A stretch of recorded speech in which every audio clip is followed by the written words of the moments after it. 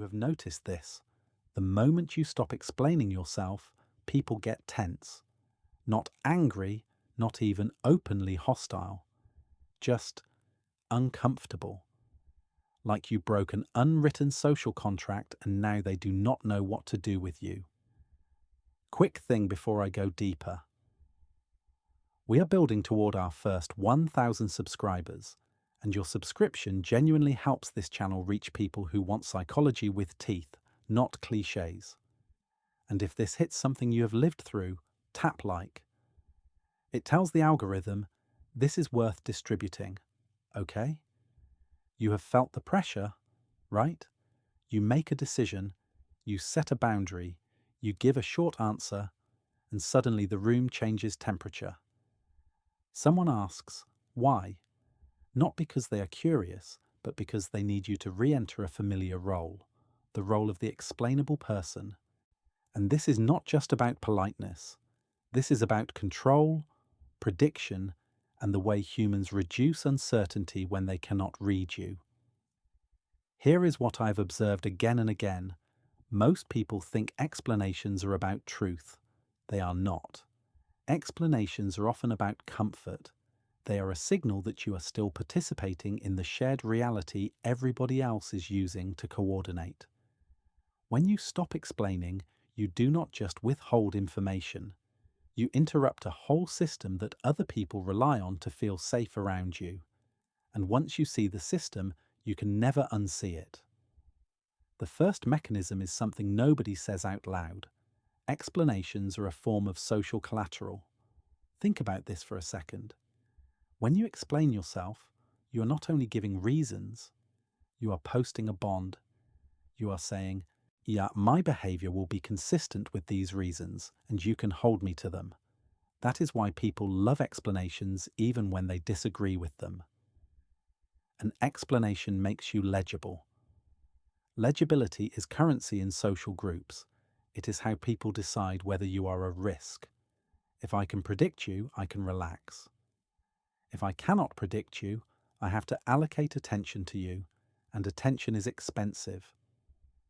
In cognitive science terms, humans are constantly managing prediction error. We build models of each other to reduce surprise. Your explanation is raw material for someone else's model of you. Now watch what happens when you stop explaining. You remove the raw material. You are not giving them a reason they can store and reuse. You are forcing them to sit with uncertainty. Is this person acting from principle, from impulse, from resentment, from a hidden agenda? Their brain starts generating competing theories, and the more socially anxious someone is, the more catastrophic their theories get. This is why your calm, simple no can trigger someone's agitation. Their agitation is not about your boundary. It is about the sudden increase in their prediction error. Their mind is trying to regain control by extracting a narrative from you. Let me show you what I mean in a concrete example. You decline an invitation. If you say, I cannot, I have an early meeting, they relax even if they are disappointed, because they can categorize it. Work, responsible, not personal. But if you say, no, I am not going, and you stop there, you just removed their favorite coping tool, attribution management. They cannot tell themselves a story that protects their ego, so they keep pushing. Not for information, for emotional stabilization. Now here is where it gets interesting. The discomfort is not evenly distributed. Certain people react way more intensely when you stop explaining, and the reason is the second mechanism. Explanation is a dominance cue disguised as humility. Most people think explaining yourself is submissive. Sometimes it is, but in many situations it is actually a way of negotiating rank without admitting you are negotiating rank. When you offer explanations, you are implicitly treating the other person as a legitimate judge of your choices. You are saying, your evaluation matters enough that I will present my case. And that feels good to them. It gives them status. It puts them in the role of the approver, the auditor. the one who gets to decide if your reasons are acceptable. When you stop explaining, you quietly revoke that role. You are no longer auditioning. You are no longer asking to be understood before you act. You are acting, and then if they cannot handle it, that becomes their problem. And for someone who is used to being the evaluator in relationships, that is not just annoying, it is a status threat. Notice the pattern here. The people who demand explanations the most are often the people who feel entitled to manage other people. They may call it caring, they may call it communication, but what they are really doing is running a compliance check. They want to know whether you will submit your autonomy for review. And the moment you do not, they feel something that looks like confusion but is actually loss of leverage. There is a very specific move people make when they lose leverage. They switch from why to after all I have done for you, or so you are just going to, or I guess I do not matter. That is not a request for clarity. That is an attempt to reframe your boundary as a moral violation so they can regain the right to interrogate you. If you have ever felt guilty for not explaining, you have been hooked by that move. But there is another layer, and this is the layer that makes the whole topic feel almost eerie once you see it. The third mechanism is what I call narrative ownership. In any relationship, there is an ongoing story about who each person is: the responsible one, the emotional one, the helper, the difficult one, the one who needs guidance, the one who always understands. These roles are not just descriptions, they are coordination tools. They tell everyone how to behave. When you explain yourself, you are usually collaborating with the existing story. Even if you argue, you are still inside the same narrative courtroom. You are still playing your assigned role, the one who needs to justify, the one who needs to clarify, the one who needs to soften. When you stop explaining, you are doing something radical. You are trying to rewrite the story without asking permission, and that makes people uncomfortable because it forces them to confront a possibility they were avoiding. Maybe they never owned you as much as they assumed they did. Think about the phrase, "I do not owe you an explanation." People hate that phrase. Not because it is always true in every context, but because it reveals the game. It exposes that explanations have been treated like rent you pay for existing near someone. Now, before someone comments, "But communication matters," yes, it does. This is nuanced. Some explanations are healthy, some are kindness, some are necessary for coordination. But we are not talking about explanation as communication. We are talking about compulsive explanation as a social reflex that other people benefit from. So how do you tell the difference? Here is a clean diagnostic. Is the person asking for understanding, or are they asking for jurisdiction? Understanding sounds like, "Help me follow your thinking." Jurisdiction sounds like, "Convince me your choice is acceptable." Those are not the same request.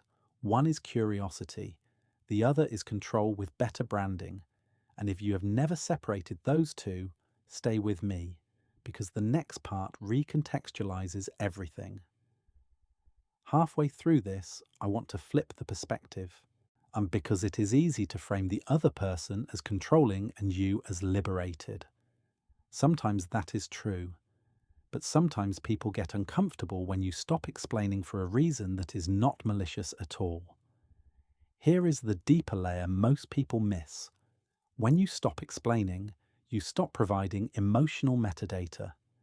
Not the reason, the emotional orientation. Humans do not only need to know what you are doing, they need to know how you feel about what you are doing, because that tells them what the social consequences are. An explanation often includes little signals like warmth, regret, openness, reassurance. Even if the words are logical, the subtext is, "We are still okay." When you go quiet and you give a clean, minimal answer, you remove those signals. The other person now has to infer your emotional stance, And most people are terrible at that under stress. So they default to threat interpretation. They are angry. They are judging me. They are pulling away. They are punishing me. This is why emotionally immature people cannot tolerate your brevity. They are not reading your boundary. They are reading it as contempt. Because in their personal history, boundaries were not boundaries. They were weapons. So your silence activates old templates. Now watch how this plays out in families. If you grew up in a system where everyone explained everything, it might have been because the family was rational, or it might have been because the family was unstable and explanations were used as a pressure release valve. People learned that if they could just talk it through enough, conflict would dissolve. But it never actually resolved the deeper power issues, so the family became addicted to processing. In those families, stopping your explanations feels like betrayal, like you are refusing to participate in the only ritual they know for preventing emotional chaos. They are not only uncomfortable with you, they are uncomfortable with what your behavior predicts. A new kind of relationship where emotional safety is not produced by endless explanation. Here is what makes this truly interesting. Your refusal to explain is often experienced as arrogance even when it is not. Because for many people, humility equals transparency. They think, if you are a good person, you will prove it by showing your reasoning. But that is a category error. Transparency is not morality, and transparency is a strategy. And strategies have costs. When you explain too much, you give people handles. Handles they can grab the next time they want to move you. If you told them, I cannot because I am overwhelmed, now overwhelmed becomes a lever. They will start debating whether you are really overwhelmed. They will start offering solutions you did not ask for. They will start positioning themselves as managers of your capacity. If you told them I cannot because of my anxiety, now your anxiety becomes a negotiation space. Come on, it will be good for you. Your internal state becomes public property. This is why chronic explainers end up feeling exposed and oddly resentful. They think they are being open, but what they are doing is externalizing their decision-making process so other people can edit it. So when you stop explaining, you are not being mysterious. You are closing the editing interface, and that is when people reveal what they were really doing. Some will respect you more, some will panic, some will escalate, because the relationship had been organized around access to your internal reasoning. You were a shared resource, not fully, but enough that they got used to it. Now I want to give you a model you can actually use in real time, because this is where most content gets vague. Here is the framework: explanation, justification, and disclosure. 3 different things. Most people mash them together and call it communicating. Explanation is causal. This is what led to my decision. Justification is moral. This decision is acceptable and you should agree. Disclosure is personal. Here is what is happening inside me. When someone asks why, they may be asking for any of those 3. Your job is to decide which one you are willing to provide and which one they are trying to extract. Healthy people can accept explanation without demanding justification, and they can accept boundaries without demanding disclosure. Unhealthy dynamics do the opposite. They treat your explanation as an invitation to cross-examine. They treat your disclosure as a weakness to exploit, and they treat your refusal to justify as disrespect. So next time someone presses you, you can respond in a way that keeps you ethical without reopening the editing interface. You can give explanation without justification. I am not available that day. If they push, you do not defend, you repeat the category. I hear you. I am still not available. Notice what you are doing. You are not arguing inside their courtroom. You are staying in your own jurisdiction, or you can give a tiny disclosure without handing them the whole control panel. I need a quiet night. That is enough metadata to reduce threat interpretations without inviting debate about your right to need quiet. And sometimes you give nothing, especially when the person is not actually asking. They are probing. They are trying to see if you still fold. Now, there is one more pattern that connects everything I have said, and once you get it, you will start noticing it everywhere. People do not only want explanations, they want you to remain interpretable on demand. That is the meta-need underneath the discomfort. Interpretable people are easier to manage. Interpretable people can be predicted, categorized, recruited, guilted, and corrected. And interpretable people keep the social machine running smoothly. When you stop explaining yourself, you become less interpretable. You are still kind, still coherent, still ethical, but you are no longer instantly readable. And that forces everyone around you to do something they hate doing: tolerate ambiguity. Ambiguity is where control goes to die. It is also where adulthood begins. This is why the same behavior can be experienced as calm confidence by one person and as provocation by another. The confident person hears your short answer and thinks, they know themselves. The controlling person hears your short answer and thinks, they are slipping out of my frame. So the real question is not, should you explain yourself? The real question is, who are you training people to become around you? Are you training them to relate to your boundaries as facts or as debates? Are you training them to respect your choices or to interrogate them until you perform the right emotions?